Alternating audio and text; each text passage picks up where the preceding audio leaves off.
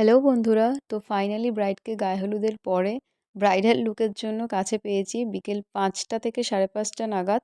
তো টেনশনে ছিলাম সময় মতো কমপ্লিট করতে পারবো কিনা, কিন্তু ৭টার মধ্যে তার মেকআপ হেয়ার সবটা রেডি হলেও যেটা প্রবলেমটা তখনই শুরু হয়, তার শাড়ি আর ওড়না মুকুট এগুলো কিছুই এসে পৌঁছায়নি। সেই জন্য তো টেনশন হচ্ছিল যে কি করব। এদিকে আমার লাস্ট ট্রেন রয়েছে 10টা 46, সেটা যদি মিস হয়ে যায় আমি আর বাড়ি ফিরতে পারবো না। কিন্তু আম আমার ক্লায়েন্ট তো রীতিমতো কান্নাকাটি করছে, "দিদি তুমি কি চলে যাবে?" আর আমারও ভালো লাগছে না তাকে ইনকমপ্লিট ছেড়ে চলে যাই। সবটা হয়ে গেছে, শুধু শাড়িটার জন্য আটকে যাবে। তো যা হোক আমি 9:30 পর্যন্ত অপেক্ষা করলাম। 9:36-এ তার শাড়ি এসে পৌঁছালো। এবার তাকে রেডি করতে তো হবেই আমাকে। আর রেডি করতে, করতে ফাইনালি আমার ট্রেনটাও মিস। তো এটাই হলো রিজন তার বিয়েতে আমার থেকে যাওয়ার।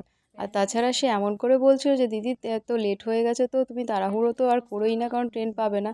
তুমি আমার বিয়েতে প্লিজ থেকে যাও। বিয়েতে তুমি আমার সাথে রাত জাগবে, তুমি আমার বিয়েতে থাকো।" তার মুখের কথা আমি আর ফেলতে পারিনি। ফলে আমার হাসব্যান্ডও আমাকে সাপোর্ট করলো যে, "না তুমি থেকেই যাও। আজকের দিনটা বিয়েটা আমরা এখানেই কাটাই।" আর এই দিনটা আমার কাছে আরও স্পেশাল ছিল যে আমাদের অ্যানিভার্সারি তোমার ছিল। সাজটা তো কেমন দুটো লেগেছে? খুব হ্যাপিনেস সুন্দর একসাথে কাজ হয়েছে, আমি তো করছিল। খুব স্যাটিসফাই। খুব তারপরে খুব তার ছোট্ট খুবই একটা সুন্দর, রিভিউ নিলাম। যা কোনো তুলনা হয় না। আমি নিজেকে মানে চিনতে পারছি না। কি থ্যাংক ইউ। বলবো, অনেক অনেক কষ্ট করেছে দিদি, অনেক কষ্ট করে সাজিয়েছে। তোমরা বাট যদি খুব চাও তো সুন্দর বুক করতে হয়েছে। পারো। যদি চাও তাহলে নিজেদের স্পেশাল দিনে দিদিকে বুক করতে পারো। দিদির নাম্বার পেয়ে যাবে দিদির পেজে। তোমরাও আমার মতো খুব স্যাটিসফাইড হবে সে যে দিদির কাছে। টেনশন যতই থাকুক, যখন ক্লায়েন্টের কাছ থেকে এই এত সুন্দর সুন্দর রিভিউ পাওয়া যায় না, তখন সমস্ত টেনশনই কেটে যায়।